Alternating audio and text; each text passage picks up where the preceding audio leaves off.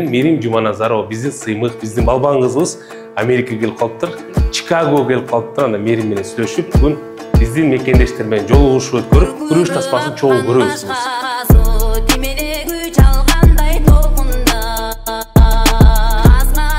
Чоң спортто травма деген качып кутула албайсың да. Мерим эже мен систе болгум келет дейт.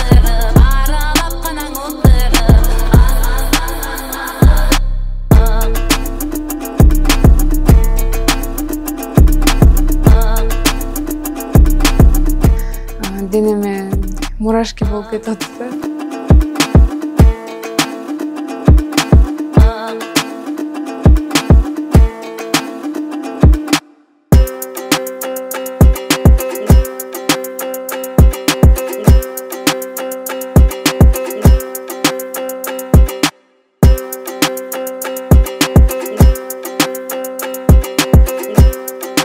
Олимпиададан жеңген медальдарымды алып барсам, 1 саат отурабыз, медаль жөнүндө сүйлөшөбүз. Ассаламу алейкум. Бүгүн бизде Кыргыз Америкадагы биринчи Кыргыз кинотеатрында Кыргыздын сыймыгы, азыркы замандын даттыкасы, Париж Олимпиадасынын күмүш, Токио Олимпиадасынын коло медалинин ээси Мерим Жуманазарова биз менен чогуу күрөш Кыргызстанда эң популярдуу болуп жаткан эң жакшы спорт тасмасыны биргеликте Мерим Жуманазарова менен көрсөңүздөр болот. Бүгүн биз үчүн кош майрам күн болуп атат. Буюрса, мына биякта биздин өзүбүздүн досубуз Американын тарыхында биринчи жолу мына кыргыздардын кинотеатры ачылды. Буюрса, кыргыздарыбызга да аябай жакшы болуп атат. Биздин келечегибизге, биздин балдарыбызга да аябай жакшы. Эмнеге дегенде баягы биякта жүргөндөн, алыста жүргөндө тилибиз, өзүбүздүн салтыбыз унутулуп калышы мүмкүн. Ошол унутулбаш үчүн мына ушундай жакшы биздин кыргыздын, мына биздин өзүбүздүн эрмек досубуз кыргыздын жакшы киносун ачты. Кудай буйрса, эми ошон менен эле чогуу буйрса Мерим Жуманазарова да келатат. Азыр күтүп атабыз иншалла. Келсе мына кыргызыбыздын намысын, кыргызыбыздын желегин дүйнөгө ким десе ушу Мерим Айсулуулар менен, Акжол, Жоламандар менен тааныйт Кыргызстанды. Ошо Кудай буйрса биздин 2 жолку призер Олимпиада, Токио Олимпиадасында, Париж Олимпиадасында медалдын ээси, Ослодо өткөн 21-жылкы дүйнөлүк чемпионаттын жеңүүчүсү, Азиянын чемпиону, Азиатский игрдин медалдын ээси Мерим Жуманазаров өзүнүн карындашыбыз келатат. Кудай буйрса ошону тосуп алалы деп ушул жерде күтүп отурабыз. Аябай сонун мүмкүнчүлүк барыбызга. Рахмат, кош келипсиз. Чоң рахмат, Алла разы болсун.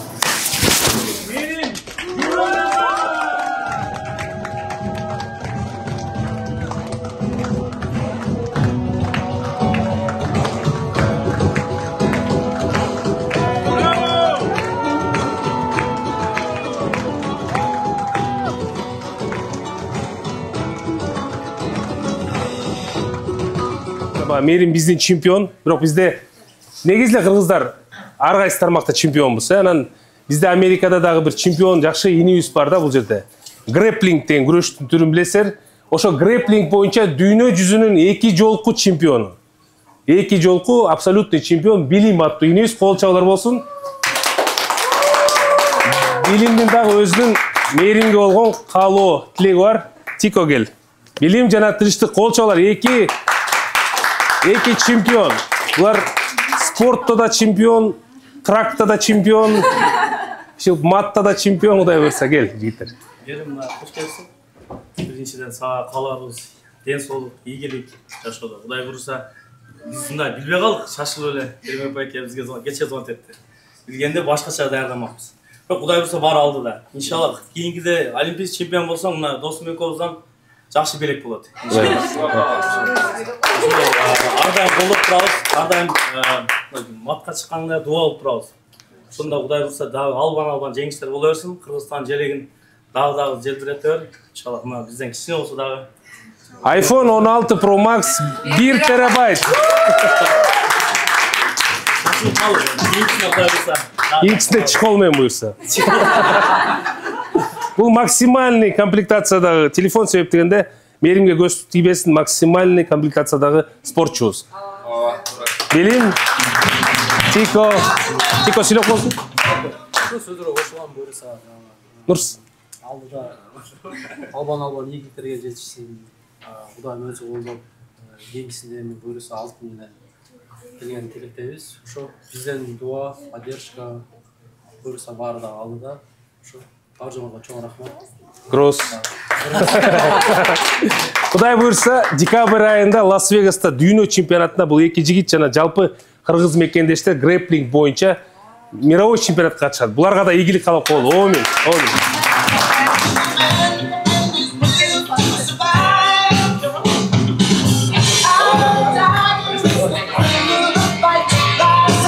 Саламатсыздарбы? Мен Кыргызстандан жакында эле келдим.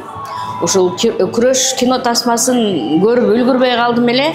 Рахмат, ушул Эрмек балам сонун кинотеатр ачып коюптур кыргыздар үчүн.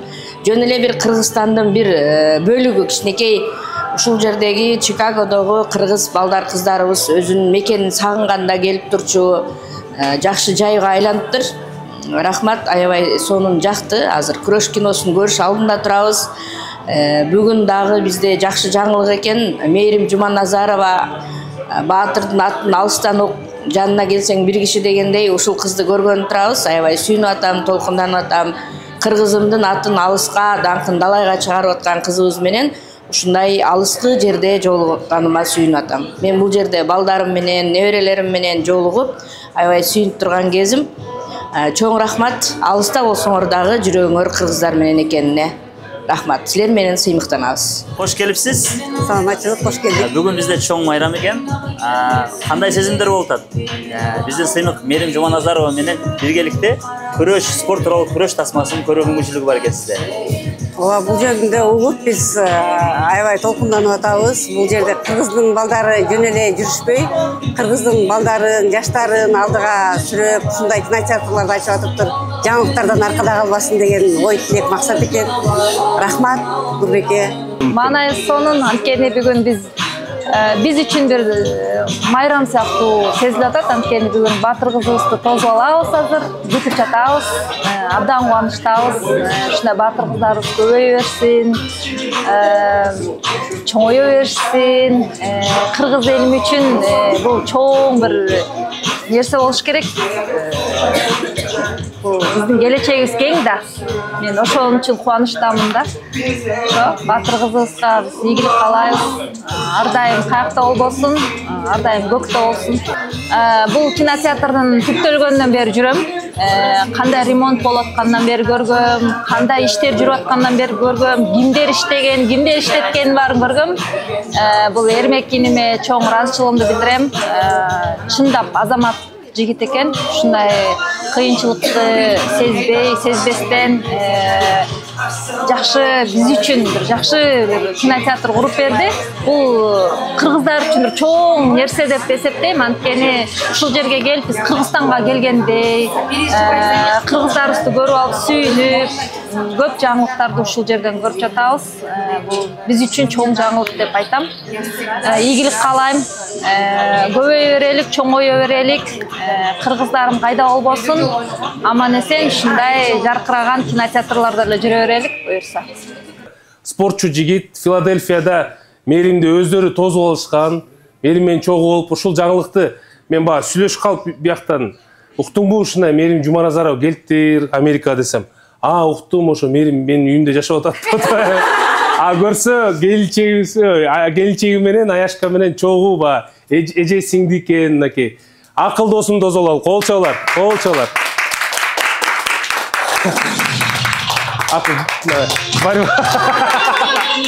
Биз каалоо тилек айтып эле атабыз. Буюрсам баягы бир дос бала жакшы сөз айтты. Алтын медаль бересиңби же алтын күйөө бала кыласыңбы депчи. Ошондой алтын медаль да күйөө бала, алтын күйөө бала. Калайсызбы?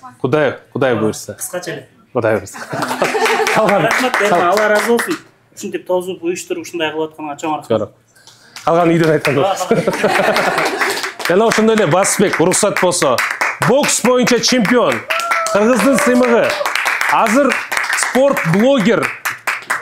Кел. Бүгүн Кыргыз Чикагодагы кыргыз мекендештер үчүн, жалпы эле кыргыз эли үчүн чоң майрам десек болот. Азыркы замандын ханышасы, даткасы, Токио Олимпиадасынын жана Париж Олимпиадасынын призеру Мээрим Жуманазарова. Куш келипсиз. Баарыбыз үчүн чоң майрам. Анан сизди дагы Чикагодагы кыргыздардын биринчи кыргыз кинотеатрын ачышыңыз менен Алла разы болсун. куттуктайбыз. Чоң Дагы көп болсун. Алла разы болсун. Чоң рахмат. Бүгүн көпчүлүк келди, мен телефондорду уже орун жок деп айттым, потому что бияк батпай калып дагы эме болобуз да. Кудай бурса кийинкисинен мындан да сонун болот. Анан биздин кыргыз кинотеатрынан чакан бүгүн белекти алдым сизге. Уруксат болсо тапшырып коеюн. Бул мындай нерсени мен түшүнбөйм деле. Бирок кыздар түшүнөт деп айтты да. Даткайым жардам берди. Себеп дегенде мен ар дайым жыл сайын келинчегиме, апаларыма ушундай жиберип жүрөм. Мен ойлойм, сизге жагат ошо. Сиз түшүнөсүз, түшүнбөйм да. Бул сизге.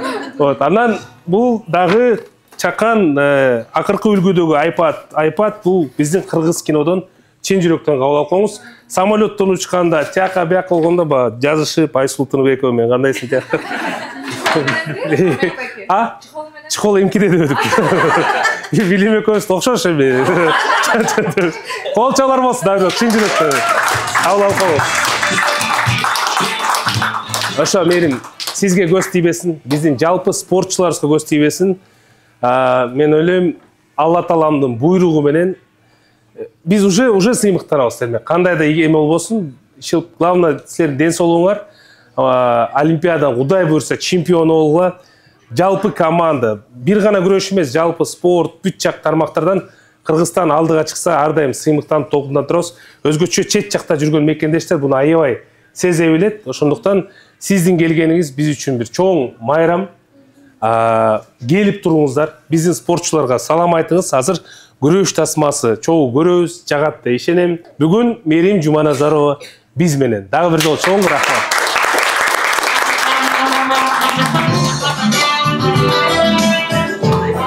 Бияк отура аласызбы же бияк келиңиз? Бияк отурыңыз. Я думаю, здесь, да? Чогуу сүйлөшүп, Райымбек машыгып бүткөндөн кийин залда чылтырап жумча. Кетпен үчүн. Ырымдап коюң. Ырымдап коесуң, ырымдаш керек да.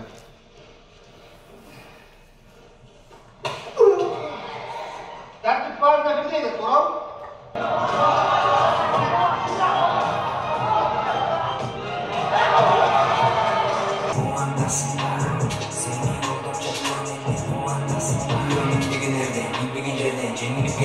Evet.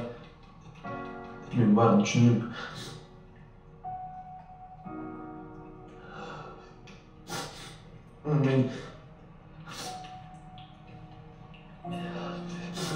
Ben giriş boz. Ben seni çağrıda geçirdim gari. Özüm önemli yapıyorsun bilmem. Görüştüreyim. Bileğimin üstüne çıkarıyorum, cennet koştunuz. Görüştüğün ömür boyu özün görüş oturasın. Özün cengende buna çınırı cengişke ciddesin. Buna çınırı manesi görüş. Баштырылып, саламатсызбы Мерим? Кош келипсиз. Кандай Америка жагат атабы? Жагат атабы абдан. Жакшы кино, кыргыз кино күрөш тасмасын көрдүңүз беле буга чейин? Күрөш тасмасын Ава Бишкектен закрытый показын көргөнбүз, бирок бул жактан экинчи ирет көрдүм. Ошондо дагы бир күрөш жөнүндө анча-мынча жерлери биздин жашообузга да окшошуп кетип атты. Ошолор болгондо денеме мурашки болуп кетип атты да. Ооба, аябай жакшы. Мен оюмча көптөгөн жаштарга бул стимул, жакшы бир дем күч бере турган кино болду деп ойлойбуз. Рахмат. 2022 жылы алган травмаңызды аябай элдерди жанагындай кыжалат кылды. Себеби дегенде Олимпиаданын алдынан 1 жыл 2 жыл мурун чоң травма алып калганыңызды билебиз. Андан кийин кайтып келүүңүз, спортко кайтып келүүңүз кандай жол болду? Негизинен чоң спортто травма деген бул качып кутула албайсың да, орусча айтканда неизбежный да эч кандай. Анан бул мен үчүн биринчи жаракат болгон жок. Ага чейин мен 17-жылы тиземен операция болгом. Андан кийин Токионун астында 1 жыл мурун дагы сол плечомон операция болгом, сол ийнемден. Ошондон бул чоң жаракаттардын 3-чүсү болду. Мен ага чейин жаракаттан моральный, физически кантип чыгыш керек экенин билем. опыт бар болчу да, травма жактанчы. Ал жака депрессия болуп кирип калып калбаш керек да. Бул дагы сиздин ийиңизден болду, ийинден болду. 2020-жылы ошо Токиодун астында болгон, 2019-2018 болгон. Анда операция кылдырган болчумун, анткени убакыт чоңураак болчу. Бул олимпиаданын астында убакыт тар болуп калды, бирок врачка көрсөткөндө врачтар операция кылдыр деди, анткени сухожилиялар үзүк, анан ийнимде мындай яма болуп калды да. Ошондон кийин анан врачтар көрүп операция кылдырышың керек деди, бирок мен ошо Ондар деген Россиянын врачы жана кыргыз ошо Адилет деген байке жардам берди.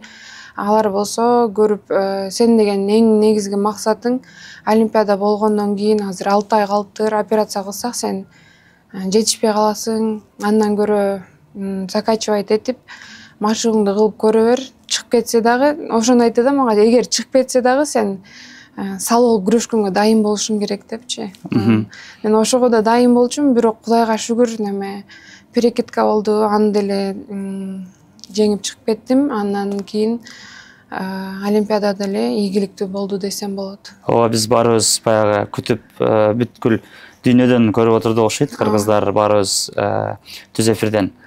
Париж олимпиадасы аябай сиз үчүн мындайча айтканда жеңил болгон жок. Көрүп аттык. Ар бир мелдешиңизди монгол, Япония жарандары менен башкалардан жакшыраак көбүрөөк күтүп атышкан. Себеби Мерим Жуманазарованын травмасы бар экен деп ага чейин эле билишкен да эл жүрчү.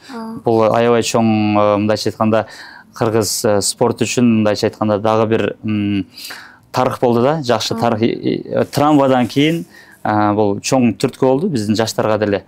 Мен оюмча мындан кийинки олимпиадаларда деле Кудай буйруса мындан да жакшы ийгиликтерди күтөбүз. Ал эми Лос-Анджелес олимпиадасына даярдыгыңыз барбы, катышасызбы? Кудай буйруса ниетимде бар, негизинен бардыгы азыр ушул суроону көп беришет. Анан кандай десем, бул олимпиаданын астында деле мисалы жаракат алып калбадымбы? Ошол сымал эле нерселер болуп кетиши мүмкүн, болбой да калышы мүмкүн. Но колумдан келишинче максималдуу түрдө Парижге, Токио олимпиадасына дайындангандай эле дайынданам. Калганын Аллахтын буйруган көрө жатарбыз. Ассаламу алейкум, кандайсыз? Жакшы. Өзүң Нормалдуу болобу? Куттуктайм. Адамды неме кылат экенсиз. Сүрүңүз бар экен катуу. Жок рахмат. Ушул жерден барып баштап кетебиз азыр. Все. Баштайбыз. Ассаламу алейкум. Дагы бир жолу. Дагы бир жолу куттуктайм. Жакшы, мощный кинотеатрыңыз мощный экен, чындап. Чындап мындайча айтканда, баягы Кыргызстанда бир жалгап отургандай болдум да. Кыргыз кино, кыргыз адамдар. Уш кененирээк айтып бериңчи, ачылганына канча болду? Биринчи жолу ачтыңыз, мен билгенмин, Америкада мындай жок болчу да. Бир сон болуптур. Айтып бериңизчи ошол жөнүндө. Эми жана айтып кеткендей эле 2022-жылы күзүндө кое баштаганбыз. Кыргызстандан кинолор сүйлөшүп, анда бардык кинолор эмес. Кинолор тандап, анан 6-7 күндөрү кыргыз комьюнитиге сүйлөшүп, кадимкидей арендага алып залды. Андан тышкары Кодвайс академиясы жана башка биздин мекендештер иштеген ар кандай бөлмөлөрүн сурап, арендага алып, сүйлөшүп. Ар жерде жүрдүңүз да? Ар жерде жүрдүк. Кээ бирлер менен бартыр сүйлөшүп, кээ бирлерде өзүнүн шарты бар ошентип сүйлөшүп, кинолорду койчук. Кээде алардын бөлмөсү бошобой калып, кээ бир кинолор кое албай калышат. Анан Алланын буйругу менен, билбейм, мен буну мындай хобби катары эле алып жүрүп, эметкенбиз. Анан Алланын буйругу менен кинолор дагы Кыргызстанда азыркы учурда, Кудайга шүгүр, жума сайын чыгып атат. Кинолорго бай десек болот Кыргызстан. Анан ошон үчүн Америкадагы бул кинотеатрыбызды быйыл ачтык. 1 ай болду. Убагында ачтык да, Алланын буйругу менен деп ойлойм. Кичинекей жакан кинотеатр. Мен кече кирип келдим го. Кирип келгенде эле Кыргыз кино USA дегенде мындай жүрөгүмө бир жылуулук келди да, чындапчы. Чындап айтып атам. Отопление берди да азыр. Мощный отопление ошол. Амтип анан немеге кылып койдум да, кичине тартып киргизип, анан чындап сүйүндүм. Анан мен көрдүм. Анан кийин лестницадан көтөрүлүп кетип атканда өзүмө жанагы Кыргызстанда бир чоң маданият үйлөрүндө баскандай Сүймөнгул Чокморов, Татыбө Турсунбаева, көптөгөн Чыңгыз Айтматов сүрөттөрүн көрүп, мындайча айтканда Сүймөнгул Чокморов тоже мындай эстен чыгарып кетип аткан адамдарды бул жака алып келип коюшсуз да. Аны биз бул жерде эмес, Кыргызстанда унутулуп, мындайча айтканда көп адамдар уже жаштарыбыз унутуп баратат. Ошону кайрадан жаңылап, Кыргызстанда эле эмес, Америкада, Чикагода коюп койгонуңуз бул уровень. Рахмат. Топ. Анан дагы бир нерсе, Кыргызстанда аябай кино тармагы, медиа тармагы аябай чоң өсүп кетти. Менин оюмча, биз билебиз, сизди кичинекейибизден көрүп кыргыз тилиндеги биринчи кыргыз жанагы КВН алып келгенсиз. Ошол балдар өсүп, бүгүн Кыргызстанга мындайча айтканда чоң Кыргызстанга түрткү берип атат да. Мерим Жуманазарованын келиши боюнча. Кыргыз бул жака биринчи жолу келиптир. Анан как раз элдерге дагы, Чикагодагы адамдарга дагы сонун мүмкүнчүлүк болуп калыптыр. Ошол жөнүндө айтып берсеңиз. Эми биринчиден буга чейин айтканыңа рахмат. Жанагындай оформление абдан. Эми бага келген көрөрмандар чыныгы эле бага үйгө келгендей эле келип атышат да. Ооба. Кичинекей бага Кыргыздын үйү деп жадан. Болбосо Американ жериндебиз, Американ имараты, кожоюн американец. Ал менен келишим түздүк. Анан ушул жерде кичине оңдоп, биз өз кыргыз чытанган, кымыз чытанган кинотеатр кылдык. Ошол элдер дагы көрүп, эме баалап кетип. Алла ыраазы болсун да. Анан сен айткан боюнча болсо, мен Акыл деген досум бар. Билесиң, Филадельфиядан. Вот Акыл бир жума мурун келип калды. Көз чай ичип отуруп, Sony PlayStation ойноп отуруп, анан сурап калдым жөнүндө, Мерим Жуманазарова келген турбай уктуңбу? Сен уктум, азыр менин үйүмдө жашап атат. Дегенде кандайча деп көрсө, Филадельфияда конокко келгенде эми биз кыргыздар кандай, в основном отельде эле снимать этпейбиз, анткени бүт жерде барбыз. Барганда эле туугандарга, тааныштарга дегенде көрсө, Акыл досум жездеси болот экен, Надира Аяшка эжекеси болот экен, ишилип ошентип ошолордукунда экен да конокточу. Ой, анан телефон менен сүйлөшүп, Мерим менен официально таанышып, сүйүнүп, аябай чындыгында эле мен Мерим сыяктуу мына мыкты спортсмендер бар. Ар бири менен сыймыктанам. Бир гана спорт эмес, ар кайсы тармакта ийгиликке жеткендер менен чын жүрөктөн сыймыктанасың, өзгөчө толкунданып көрөбүз, балет этебиз дегендей. Алардын бири Мерим Жуманазарова чындыгында. Алланын буйругу менен таанышып калдык телефондон. Анан ушундай биздин кыргыз кинотеатрга может быть күрөш коюп, чолугуп келет билеңиз десем, как раз бармакмын деп калды. Давайте аракет кылып көрөлү деп уюштуруп ушул иш-чараны кылдык. Меримге ыраазыбыз. Алла ыраазы болсун, келди, жакшыма. Келген бүт мекендештерге, досторго, инилерге, Басбек сага, жалпы блогер айымдар мырзага келип колдоп, бардығына ыраазыбыз. Бүгүн аман эсен өткөрүп алдык деп ойлойм, жактыбы? Сонун. Ошо бардык көмөктөшкөн бардык досторго ыраазычылык. Ошол кинотеатрын ачтыңыз. Эми мындан кийин бул жакта ошол кино тартып дегендей дагы бир ойлоруңуз барбы? Мага жакшы оператор керек. Тааныштар болсо. Чоңкар койсо. Менин оюмча сиздин жанагы бул жакта көп тажрыйбаңыз бар. Бир 10 жылда эмес, менин оюмча бир төрөлгөндөн баштап ушул чөйрөдө аралашып көрүп жүрөсүз. Мындан дагы бул жактан дагы жакшы сизден ийгиликтер күтөбүз. Кинотеатр болсо эртең чоң зал, актовый зал, баягы выступление кыргыздар келгенде, может, ошондойлорду ачып каласыз. Кудай буйрса. Сетевой кылып, может, кинотеатрларыңыз ар бир шаарда болуп калат. Буйрса, амин. Күтөбүзбү ошондой? Эми чоо күтөлү. Алладан го бар. Алладан аракет кылабыз. Баске бул жашоо кыска.